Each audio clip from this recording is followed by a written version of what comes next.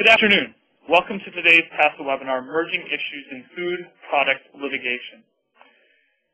Even though U.S. safety standards are equivalent to the best of the world, most food contamination and product failures are the result of manufacturing operations and food safety negligence and compliance errors. In addition, as the U.S. continues to source more and more food from other countries, the liability of food companies to guarantee safe food to the American public is growing exponentially. During this one-hour event, the following issues will be discussed: broken cold chain failures, reduced oxygen packaging failure, poor hazard analysis and critical control points plans developed for new products, poor sanitation practices, incomplete tracking and tracing systems, mock recalls poorly executed, absence of food safety culture, corporate food safety advisory councils poorly assembled, organic and natural food tracking and tracing systems poorly built, and we're even going to share some nasty industry secrets. The presenter for today's program is Dr. Darrel Suderman. Dr. Suderman is the president of Food Technical Consulting and has worked for food manufacturing and leading restaurant chains for over 20 years. Dr. Suderman has served as an expert witness consultant for 7 years for both plaintiff and defense attorneys throughout the United States. He received his BS and MS degrees in agricultural education and a PhD in food science from Kansas State University. He holds 2 U.S. patents, co-authored a food processing book, and has written over 40 peer-reviewed and trade magazine articles and white papers. Dr. Suderman has worked in the research and development, quality assurance, and food safety departments for many of the leading restaurant chains, including KFC, Boston Market, Church's Chicken, Quiznos, Captain D's, Chick-fil-A, and Wendy's International. In addition, Dr. Suderman co-founded Business IQ LLC as a business intelligence IT consulting company, which has been accepted as the official partner of SAP software company. A few of his clients have included Foster Farms, Jenny O Turkey Store, Golden Plum Poultry, Johnsonville Sausage, E&J Gowell Winery, Tyson's Food, Organic Valley. We will take 2 question and answer breaks during today's presentation. One will occur about halfway during the presentation of content, the other at the end of the presentation. If you have a question, please use the chat or Q&A feature found on the right-hand side of the screen to submit your question to the presenter. We encourage all attendees to submit their questions throughout the presentation. Tomorrow morning, I will send out an email with a link to the archived recording of this webinar.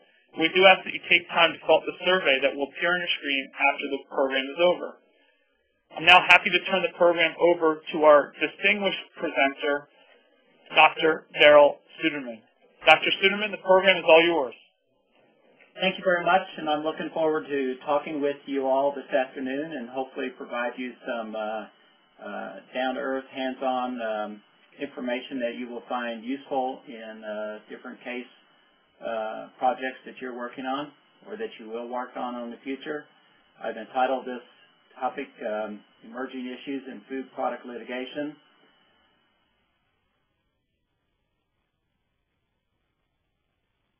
If I can advance this.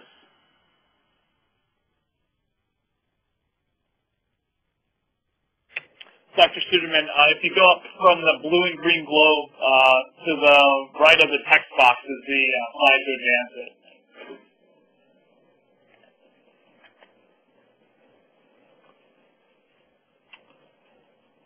Do you see that? So if you go from your name, yeah, up and to the left, you should see a white text box. And then to the right of that white text box, you'll see an arrow pointing to the right.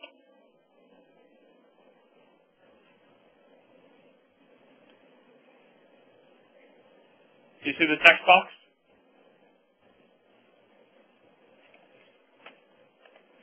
No. Okay, if you go from, do you see the blue and green globe to the left of your name? Yes. If you go up from that blue and green globe, and then over to the left, you see a white text box, 01 emerging issue? Oh, okay. To the right of that is the arrow pointing to the right. There you go. Apologize for that. During the presentation today, whenever possible, I'm going to attempt to make the link between food processing standards and procedure failures and the following high-risk food products that include fresh produce, meat and poultry, and organic foods. And the reason for this is that most of these product categories are the ones that are more susceptible to food hazards. The agenda this afternoon will provide you with a background on the health of the U.S. food industry, what some of the current U.S. food trends are, some of the current U.S. food safety regulatory climate issues, food safety technology trends that are in place. I will also talk about the 2010 most common USDA and FDA food recalls. That's the most current information that we have at the time. I'll give you a brief description of the Class 1, 2, and 3 food recalls and talk about some of the top 10 food safety net failures. After that, we will have a question and answer period, and then continue on with the following agenda. First of all, the most common food illness organisms, the concept of food safety defense shields, and this will be a little bit of a summary of a case that I worked on in 2011 for a client, some potential high-risk food trends, some of the regulatory issues surrounding organic and natural foods. I live here in Denver, Colorado, close to Boulder, and we have a culture here of a lot of entrepreneurial, organic, and natural food companies and small businesses. And then we'll talk about some of the Southern America's risk exposure as our sourcing of foods goes international and what some of those risks might be for U.S. consumers. Some new food safety technologies you'll find interesting, particularly in tracking and tracing different lots of grain, and some new IT technologies. And I'll finish off with some personal injury agents, some food safety cause agents, and some of the industry best practices. When we look at the health of the U.S. food industry, three things stand out.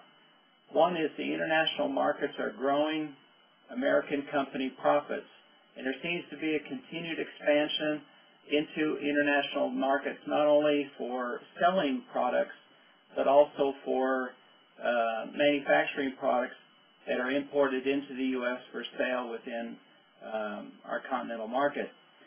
And then the continued trend to multinational mergers and growth.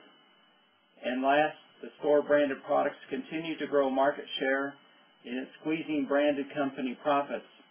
And some of the trend in this area is for branding companies such as General Mills, Kraft, to try to acquire some of the private label contract manufacturers so that they can dominate both of those markets. Some U.S. food trends that are currently going on, probably the one that you've heard the most of, that requires food safety programs on their own merit, would be the food trucks or mobile food carts.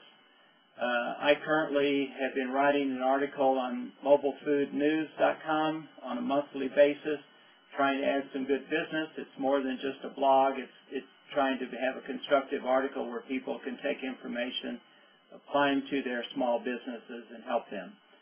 Organic and natural foods continues to be a hot trend even during the recession, but I believe there's a looming shakeout in the future. It appears that Whole Foods and Trader Joe's have a history of welcoming new food products from private individuals and small businesses, but even they are running out of shelf space, and we're starting to see some duplication of products, so I expect a shakeout in that particular area. A third is the growth of Hispanic foods for the Hispanic population. I began to get some exposure in that area when I worked as Vice President of R&D for Church's Chicken. We had a lot of our stores aggregated along the Mexican border and even across the border into Mexico. And then we'll continue to see off-premise dining occasions grow in the next few years, which means that the food products will be more takeout and eat at home. There continues to be a growth in healthy meals and also locally grown fruits and vegetables particularly, but also other products such as eggs and milk and that kind of thing. And this in itself raises a lot of serious food safety concerns from my standpoint. And then the last would be continued trend of convenience. Just to review the U.S. food safety regulatory climate that it is now, on January 4th, 2011, the President signed into law the FDA Food Safety Modernization Act, sometimes known as FSMA. Some of the key provisions and changes within that act included, for the first time, the FDA now has the authority to issue a mandatory recall when a company fails to voluntarily recall unsafe food after being requested so by the FDA. In Section 415, it requires the facility registration renewal every 2 years. Third, the FDA is directed to establish a system that will enhance the agency's ability to track and trace both domestic and imported foods. And the key words to note there is the track and tracing capability that many small businesses don't have, but are either going to be forced to do it or suffer the consequences. The FDA is also directed to issue proposed rulemaking to establish additional record keeping, and that will be additional electronic document management and record keeping. And the requirements for facilities that manufacture, process, pack, or hold foods designated as high-risk foods. Some of the key provisions and changes continued. A couple more. One is that a new FDA Act Section 805 requires that importers verify that their foreign suppliers have adequate preventative controls in place to ensure that the food they produce is both safe and in compliance with the U.S. food safety standards. And I'll try to tie that into the GFSI program, which is a Global Food Safety Initiative. And I started to talk about that in the last bullet point here. The FSMA establishes a program through which qualified third parties can certify that foreign food facilities comply with U.S. food safety standards. And what this means is that more and more the U.S. food companies are going to start switching to Global Food Safety Initiative programs and certification standards and walk away from some of the current food safety systems and auditing practices of some companies here in the United States that currently do their food service auditing programs. Some food safety technology and trends include packaging technology, the electronic manufacturing and food safety document management capabilities, and electronic grain lot tracking and tracing, which we'll spend a little bit of time on and is very intriguing and interesting. In 2010, the most common USDA, FDA food recalls included the following 6 items.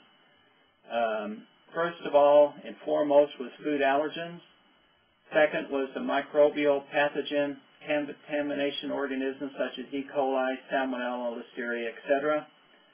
And foreign material, mislabeling, non-inspection, and undeclared ingredients. And so it wasn't the pathogen organisms that were the most recalled. It was the poor practices and mistakes that were made around declaring food allergens or else cleaning the equipment after food allergen products were being processed. Just a quick recall on what the USDA recall categories are. The first is Class 1 recall and the most serious. This is a health hazard situation where there is a reasonable probability that the use of product will cause serious adverse health consequences or even death. And so the word "or death" is the critical wording in that definition. The second is Class 2 recall, And this represents a health hazard situation where there is a remote probability of adverse health consequences from use of the product, but not 100% safe situation. And the last and least serious would be a Class 3 recall, which represents a situation where the use of the product would will not cause any adverse health consequences. Some of the top 10 safety net features is what I'm going to call it. There's about 10 of them. The first that I'll go through is the cold chain temperature failure. Second would be reduced oxygen packaging failure, and this is a growing area within the food industry. If you haven't heard of it, we'll talk a little bit about that. Third would be poor sanitation plans developed for new products. It is a requirement that every new product has its own HACCP and food safety and sanitation plan for it. And then fourth would be poor sanitation practices. And then fifth would be incomplete product tracking and tracing. The last of them would include the mock recall that many times are poorly executed or inappropriately applied, the absence of food safety culture within a company, the corporate food safety advisory councils, which might be poorly advised, organic and natural foods tracking and tracing systems are poorly developed, and one of the nastiest industry secrets that we'll talk about. When we look at a cold chain temperature failure, it is very, very important that the proper temperature be maintained through the manufacturing plant, through the loading of the food, through a refrigerated dock to a truck, the transportation of that truck to the either retail, grocery, or restaurant chains, and then being able to apply temperature checks throughout that whole supply chain. That is a supply chain, and the biggest problem that the food industry has is making sure that that temperature is maintained.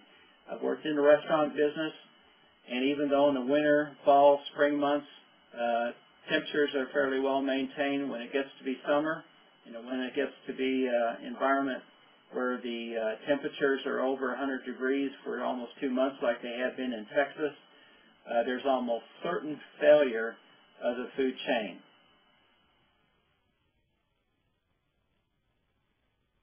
It is important that temperature checks throughout the supply chain occur, both at the manufacturing plant, the dock, the DC distribution center dock, and store delivery and check-in. To give you an example of how important temperature is, at a 32 degrees with a 95% relative humidity, this temperature and humidity is required to optimize the harvest life of romaine lettuce. A shelf life then occurs of about 21 days, and that can be expected pretty much on a consistent basis using proper packaging. But if that temperature rises from 32 degrees to 41 degrees Fahrenheit, a shelf life of about only 14 days can be expected as long as no ethylene is in the environment. A change of just 9 degrees reduces shelf life 7 days. And if it gets any higher than that, let's say 50 degrees, it probably reduces it to a week or less. I mentioned reduced oxygen packaging failures before.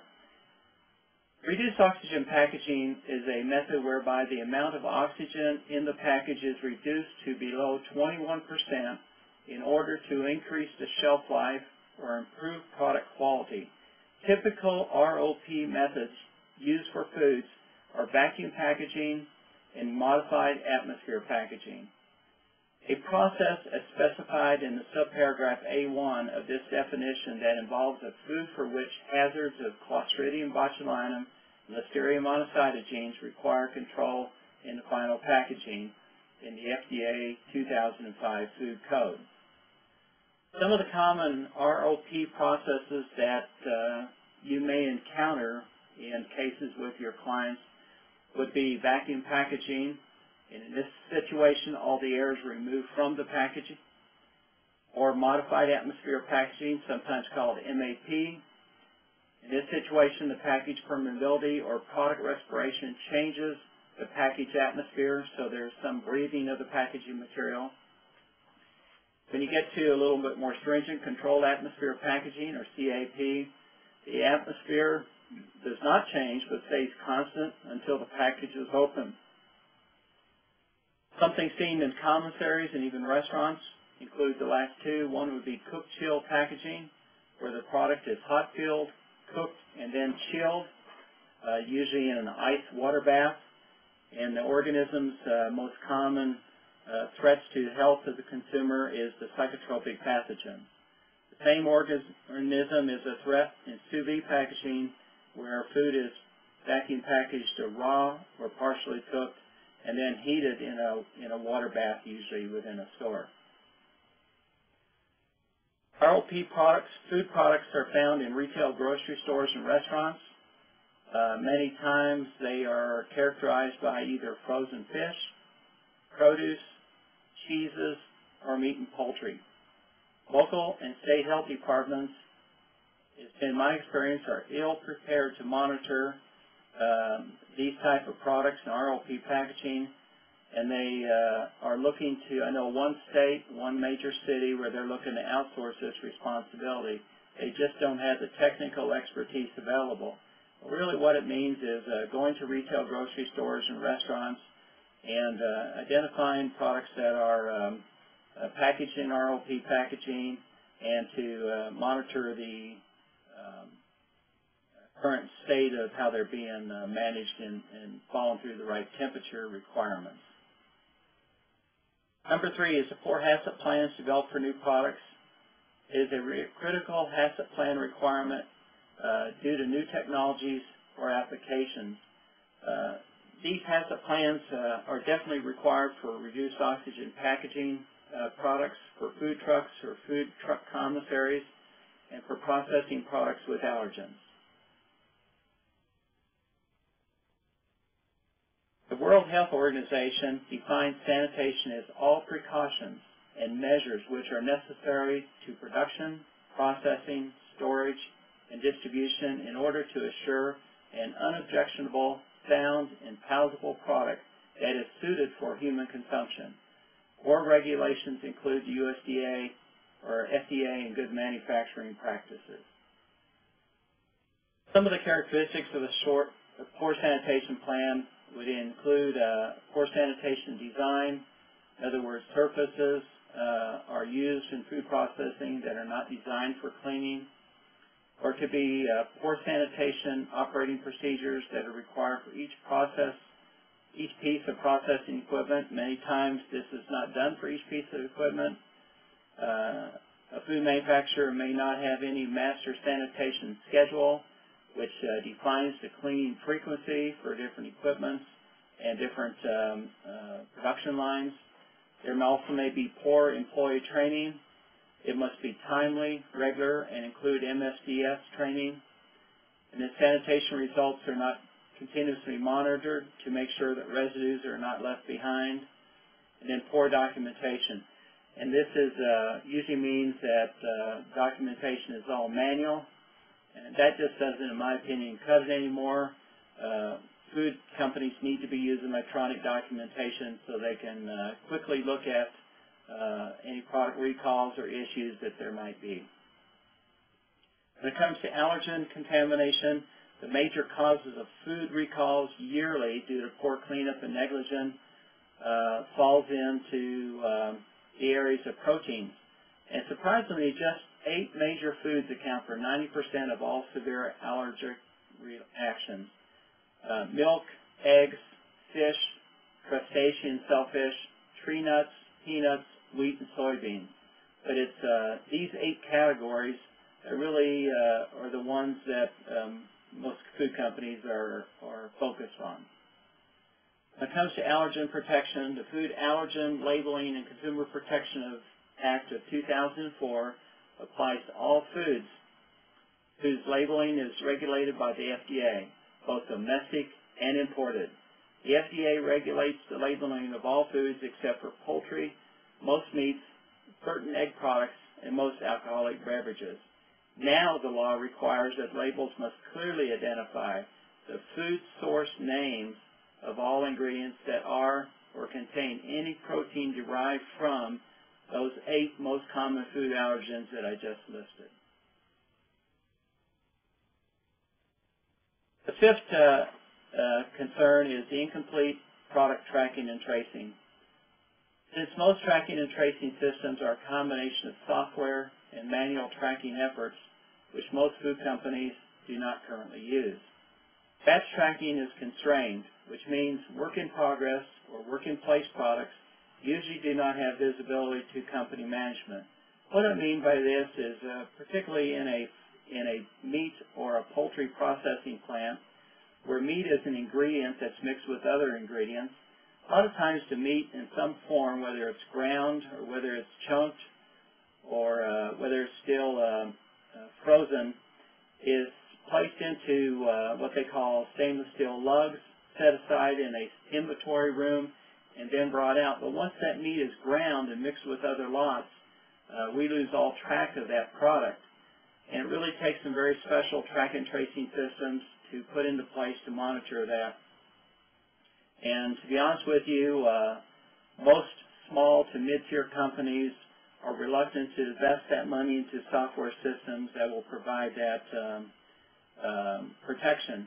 But the new 2011 Food Safety Modernization Act will be a motivator to hopefully get them to make that kind of investment. I'm going to turn the meeting back over to Matt now because we have time for some question and answers. Okay, great. Thank you, Darrel. We do have some questions for you, and for all in attendance, if you would like to submit a question to Darrel, please use the chat or Q&A feature found on the right-hand side of the screen, and we'll get those questions to him. Joe, a couple questions here. Joe asks, what makes importing food from Mexico, Latin America, and South America so risky? I think, in my opinion, what makes it so risky is that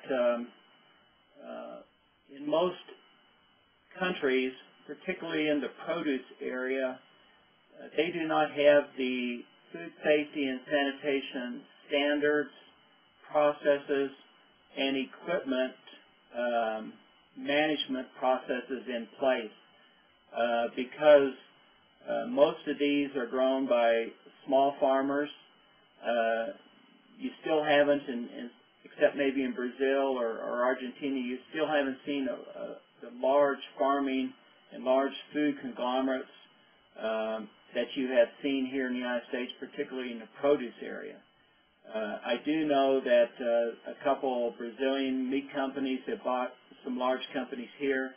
I do know that when I was in Turkey in January, the poultry processing plants there were every bit as clean and sanitary as what U.S. plants are, and maybe even better. But the produce area really gives me great concern and pause. Okay, excellent. We have another question here. Dr. Suderman, what impact will the 2011 Food Act have on small food businesses? First of all, what it's going to do is it's going to raise their cost of production because they're going to have to buy software systems to help them have electronic documentation to do product recalls. They're going to have to hire food safety experts. They just have to put in the investment so that they mitigate the risk that their company has that it could have defective or it could have contaminated food products. Okay, excellent. And we have one more question in the queue, and please, any attendees out there who have a question, please feel free to submit them. This one relates to mobile food sales. Dr. Suderman, what are the high consumer risk areas in mobile food sales? Well, first and foremost, the biggest risk, in my opinion, is always going to be what I mentioned in the cold chain, but it is maintaining hot products hot or above 140 degrees and cold products cold, which is going to be 41 degrees or lower. Because most major cities require the food to be prepared at a city or state inspected commissary. I'm a little less concerned because that is in place. Now, another concern is that some of these small entrepreneurs are not abiding by some of these city and state codes and actually making the product maybe in their home kitchen. And with limited resources in a lot of cities and budget cutbacks, there's always that possibility that some people are going to slip through the system. For those of you that are wondering who sets the standards in food safety for mobile food trucks or mobile carts and food trucks, it is right now the city of San Diego, and most other cities are modeling their programs after San Diego. Okay, excellent. And our final question comes from Alan, who asks, how is it determined that illnesses were related to food contamination? Is there a minimum number of reports before a recall order is made? That's a good question that I don't have an immediate answer for. It probably relates to calls into the FDA and also to the Center for Disease Control in Atlanta.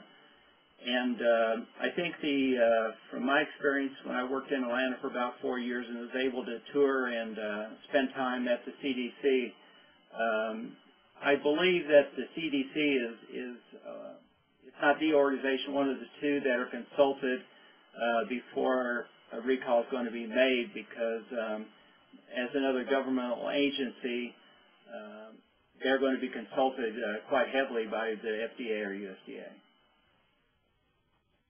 Excellent. Let's continue on with the presentation of content. What I want to do now, we're continuing on with our discussion of food safety areas.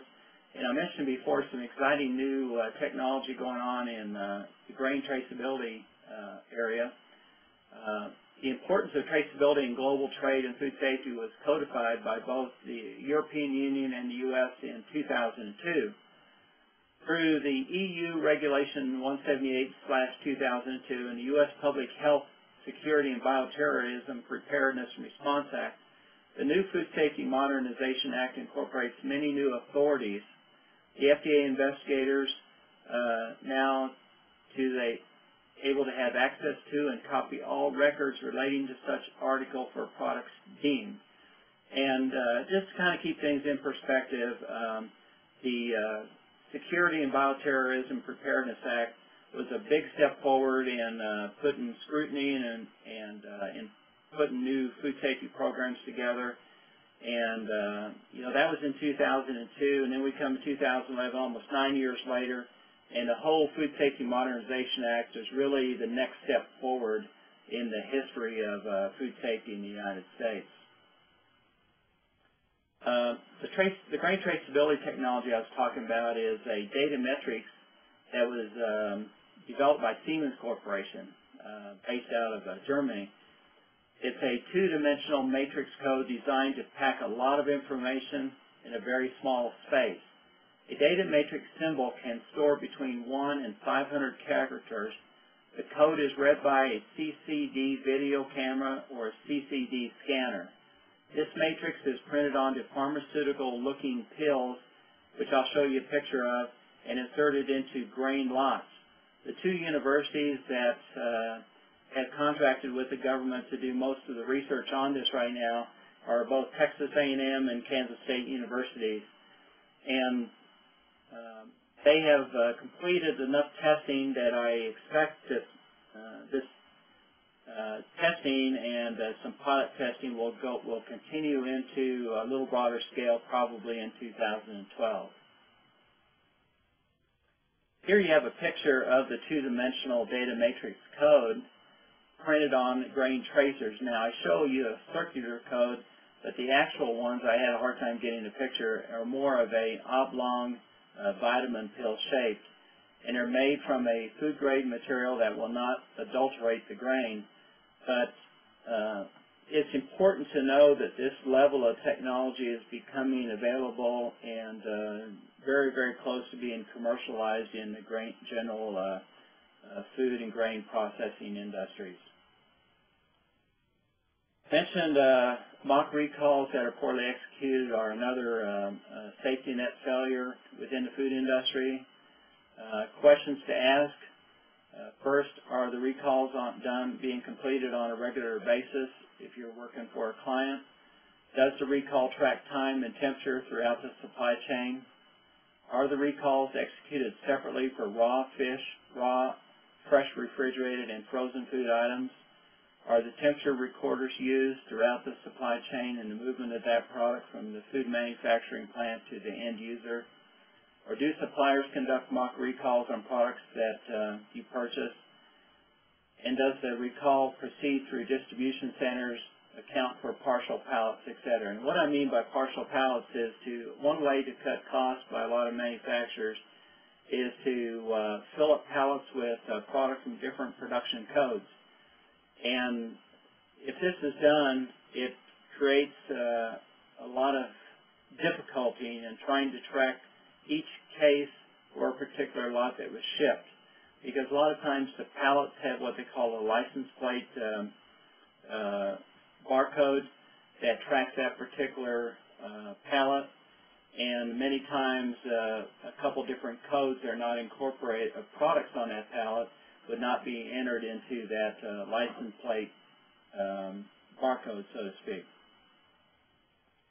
The absence of a food safety culture is another weak area where food safety isn't managed at the same level as other business functions like new product development and innovation.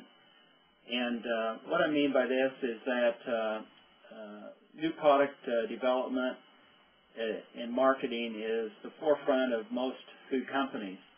And it's interesting, in the many food companies I've worked at, is I'm not sure of one situation where the executive team requested the director or vice president of quality assurance to make even a monthly report or have a discussion on the food safety practices being managed by that company. The risk, as you know, is huge because it represents the brand equity of a company. And if that becomes tarnished, such as the golden peanut case in Florida with the peanut butter, sometimes brands can be wiped out and buried forever. And if food safety initiatives are not started by the CEO and relegated down to the lower level managers, it's real easy to see that if you ask lower level managers, what is the food safety vision of this company, and if they can't say it, you don't have a food safety culture. And I think that's an area that can really be worked on in litigation cases. And then sometimes one of the trends that started that seems to be stalled out a little bit is the development of corporate food safety advisory councils. And it's not only just having a council, but making sure that the right people are represented on those councils. And right now I'm aware of two prominent companies, one based in Canada called Maple Leaf Foods, another one in the U.S. here in Colorado called JBS Pilgrims, that have put these food safety advisory councils together. They're good because they're an outside independent council, so to speak, that's commissioned to identify weaknesses in their food safety programs. But what I found in both of these situations upon a little bit closer look is that neither one of them includes any expert that is knowledgeable in electronic product tracking and tracing, or in other words, IT systems and electronic document management. And for the life of me, I can't quite understand how a company can have a comprehensive food safety program without those new technologies being explored and implemented in their food companies. Both companies, however, are heavily weighted with university microbiologists who have very little working knowledge of the food business requirements. Another safety net failure could be organic and natural food that have incomplete tracking and tracing systems. The organic and natural food industry can be characterized by the following. One, many times small mom and pop farmers. Two, they have underdeveloped electronic IT systems because of their small size.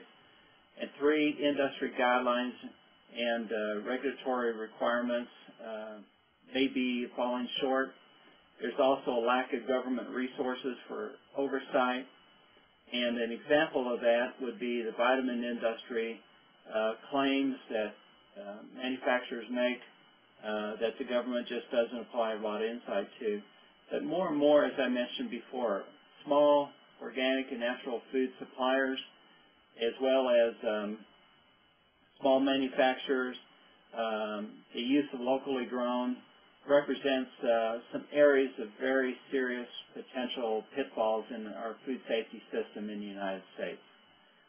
And one of the nasty industry secrets that you don't hear very much about in the public, and the general public just doesn't know anything about, is that some produce, for example, it could be lettuce, they actually, quote unquote, inhale E. coli through the irrigation water. And so if the irrigation water isn't being checked that goes onto these produce fields, these plants have the ability to inhale that, and you can wash the exterior of the produce leaves all you want, and it's just not going to get rid of the contamination inside the plant. So this gives people a very false sense of security that many aren't aware of. Some of the most common food-borne illness organisms that you need to be aware of in cases that you look, there's several different categories here. One is bacteria, toxins, viruses. The first that I have listed here is salmonella, and then the other pathogen would be E. coli 015787, which you hear a lot about in the news.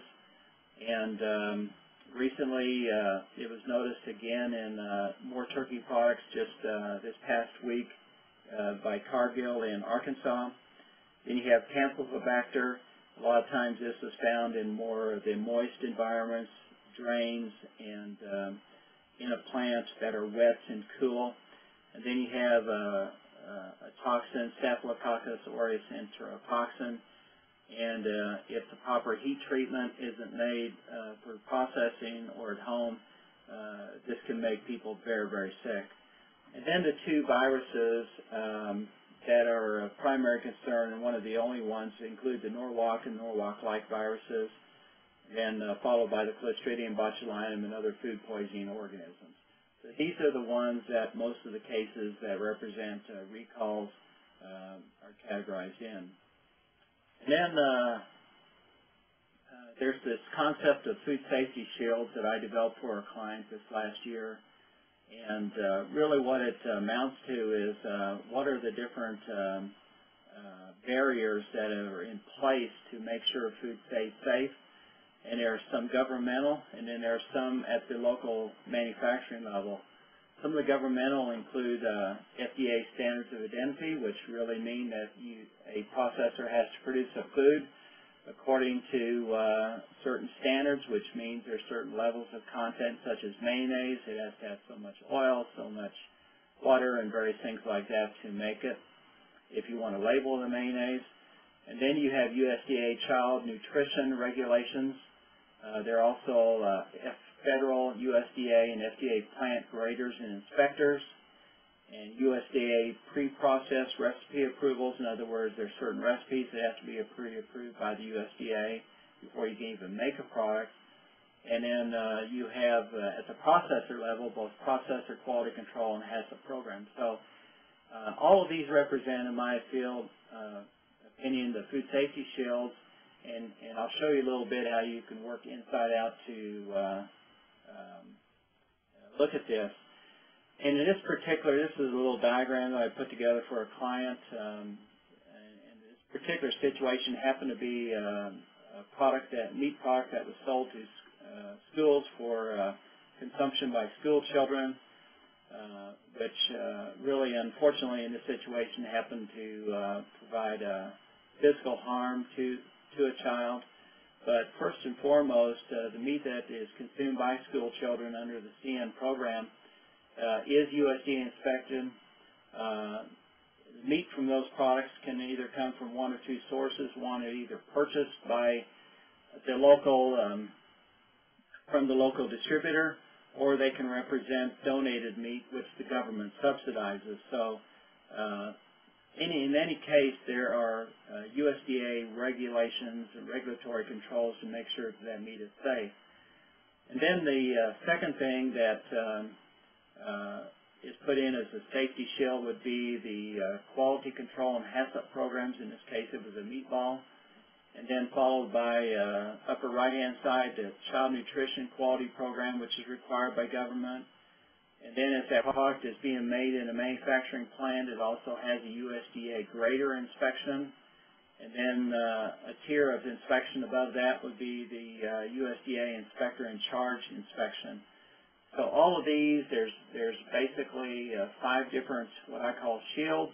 But after that, you have manufacturer best practice and food safety programs that are above and beyond that. So when I look at food safety cases, I try to take this approach and drill down from top down or from bottom up to see where the potential problem or mistake could have happened. Some potential high-risk food trends that we've already talked a little bit about include the food truck and mobile food cart system, commissary food preparation, and by that I mean that sometimes these may not be as frequently inspected by local health departments as they should be. And then for the food truck area, both product assembly and holding of the food products at the truck, and then imported food products there that I mentioned earlier from South America particularly, and China would be the ones that would concern me. Then when it comes to organic and natural regulatory issues, health claims, nutritional claims, animal living standards, and this documentation of the product's history are some of the things to be on the lookout when it comes to organic natural food regulatory food safety issues. Then when it comes to high-risk exposure of Southern Americas, what I mean here is products from Mexico, Latin America, and South America, not to mention China, and that have not been maybe fully inspected or can slip through the system. They include produce, first and foremost, and then fresh meat, eggs, and then hot pepper products. And you've heard of some of these cases, in particular bean sprouts, alfalfa sprouts, jalapeno peppers, serrano peppers, and it is a challenge, particularly when these produce products particularly are grown in an open field and you have birds flying above them that drop their droppings onto products, and if they're not thoroughly washed, they could easily be carrying E. coli that gets into the food supply in these products. Some new food safety technologies that I wanted you to be aware of, not only through the current HACCP plan requirements, but what I mentioned earlier is the Global Food Safety Initiative, and what the many companies such as Walmart, Kroger, Sara Lee, Kraft, and others have participated in this Global Food Safety Initiative, and they've identified 4 areas that represent food safety programs that they can contract with people to put in place or to inspect in international manufacturing locations. And they include the British Retail Consortium, or BRC, safety standards. If you don't want to use that on international foods, you can use the Dutch HACCP system, or you can use the SQF 2000, or Safe Quality Food 2000. There's a Safe Quality Food 2001 that covers the growing of products. And then the last would be the International Food Standards. So what this means is companies can pick and choose, and they can contract with outside resources to make sure those systems are in place. Now that those are in place, the Global Food Safety Initiative has been focusing on global red meat standards and are beginning to work on packaging standards. And I think what's going to happen is you're going to see a lot of the cottage industry of local consulting companies that do food safety inspections in the United States kind of go by the wayside as companies standardize on these international standards and apply them to U.S. food products. And then there's a lot of new bacteriological and bacteria detection systems that are constantly being developed for faster identification of pathogenic organisms. Some of the new IT technologies that are available for companies to purchase and implement in their companies would be the electronic farm to fork track and tracing systems. And I've written a white paper on this that's available if you're interested. Feel free to contact me.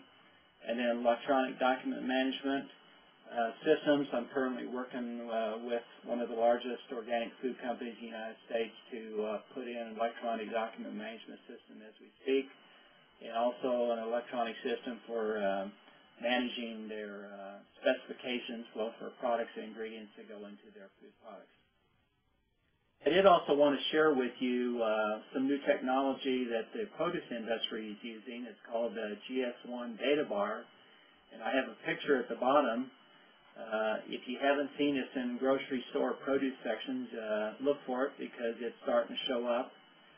The Data Bar, formerly known as RSS, or Reduced Space Symbology, is the name of a barcode created by GS1 that acts similarly to the Linear Universal Product Code, or UPC code, barcode that is found on items in a traditional grocery store. Except in this situation, it is smaller in size. It was designed to fit on smaller items that are not large enough to use the UPC barcode. It is important to reiterate that the data bar is used for the item and not the case, and that's why you'll see this on individual produce items such as apples, bananas, pears, avocados, a lot of the small. And it's called the stacked omnidirectional data bar. Some personal injury agents are food poisoning and or choking on small bite-sized food items. There's a lot of interesting litigation going on in some of these cases right now, and there is case law that's being developed, but each one of these products, such as grapes, small tomatoes, wieners, represent choking opportunities by children, and there are very few companies now. I think Kraft is an exception, that on some of their or Sara Lee hot dogs, they put some kind of a warning on saying that children under 5 should not be eating hot dogs unless it's cut up in small sizes. But again, you people are smarter than I, but when it comes to case law, it's a catch-22. Do you put it on the package and then set yourself up for other positioning in legal cases, or do you leave it off and wait for case law to develop it? But nonetheless, I worked on a case like this last year, and it's a very serious thing to be working with. And some food safety cause agents are commissary and manufacturing plant, sanitation and cleanliness areas. Close examination of product, plant cooking and handling temperatures can cause some food safety issues, as well as plant product recall or reuse and thermalization. In other words, taking and reusing products, making sure they're properly thermalized for food safety. And some industry best practices include the executive level food safety advisory councils that I'd like to see more companies get involved in, and the implementation of electronic tracking and tracing systems. So these are some of the hot areas in the industry and opportunity areas. And that slide closes our presentation today, and I'm going to turn it back over to Matt for some possible questions from the group. Okay, thank you so much, Dr. Suderman. We do have a question here that just came in from Alan, and I'm going to ask it. It just came in. Do buffet restaurants have a higher incidence of food safety problems than sit-down or fast food restaurants? Is there a method to track individual buffet food tray temperature to alert customers to unsafe food temps with a warning such as a red light or something else that can be seen by a customer? You know, that could be put in place. I'm not aware that any restaurant chain has done it, and they would probably be very reluctant to provide that warning based on the implication it would have on their customers and the publicity surrounding that. However, the fact that this person brought up that subject, it is one of the areas that is probably one of the biggest problem areas, is maintaining food temperature. And sometimes it can be even in a brand new restaurant chain that built a new store, has new refrigeration and everything. But if those refrigeration units are not set properly, they're not maintained, and they're not looked at every morning and during the day, there is a high likelihood that a lot of food is not served at the right temperature. Okay, excellent. We have another question here. Why are allergen recalls so common? You know, that's puzzling to me too, and my personal opinion is it just represents sloppy accounting and sloppy good manufacturing practices for a company not to know what products are in there, if an allergen is included in their particular products or manufacturing, or has not been alerted by the food safety or quality assurance program. To me, it represents just pure, blatant negligence. Okay, excellent. And please, to all the attendees, keep the great questions coming in. We have another question here. What is the produce industry doing to mitigate fresh produce contamination? What they appear to be doing is putting in, first of all, some very stringent product grading standards, and secondly, to make sure that the produce is washed, particularly after it's cut. In other words, you take the romaine lettuce and it's cut up into cut romaine and then washed at that time. So any point where the produce has a blade going through it, where it breaks cells and provides an opportunity for contaminants to go into the produce material itself, those are some of the most important.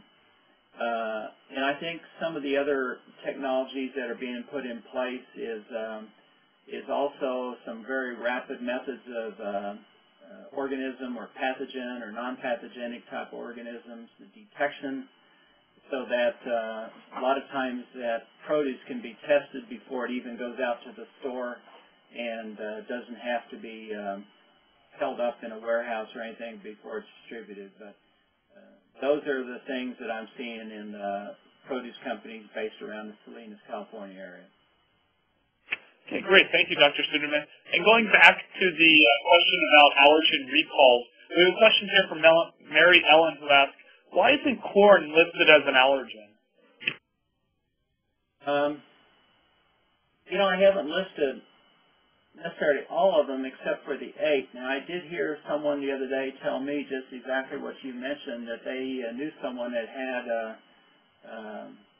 allergen issues with corn. And it may be that it just hasn't received a lot of publicity yet, but apparently there is a certain percentage of our population that has that kind of allergen sensitivity.